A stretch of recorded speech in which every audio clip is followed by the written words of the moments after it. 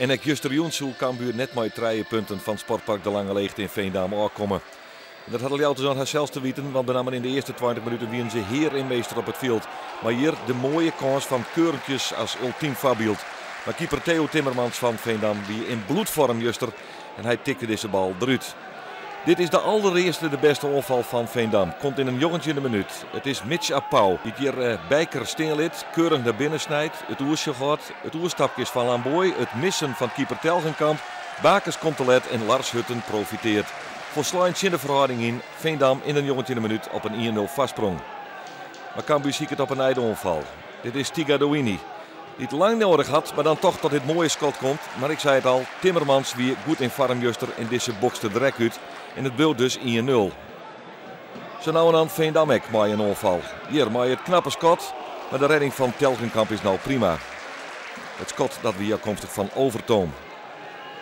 Dit is Bakker, speelt het naar Oebele Schokker op de rechterkant. Voorzet van Schokker, die gaat oer hem en hinnen, maar die krijgt een veeg in de rug van Lars Lamboy.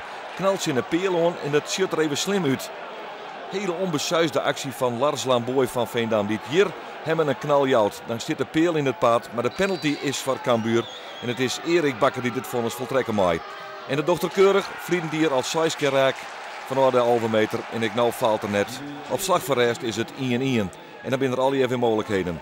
Oebele Schokker, maar een prima voorzet naar Bakers. En die had alle tijd, maar die neemt die tijd net. Op een nij, hier.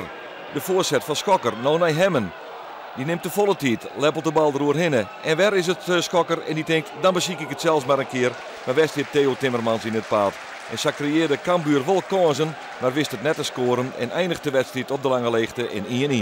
De eerste 20 minuten waren prima, geen veldje aan de lucht eigenlijk. En ja, die 1-0 komt eigenlijk een beetje uit de lucht vallen. En dan zijn we het even kwijt. Maar ja, gelukkig maken we voor is nog 1-1. En ja, moeten we de tweede helft gewoon veel beter voetballen. Het is te rommelig en we creëren veel te weinig. Dus ja, dan is 1-1 terecht.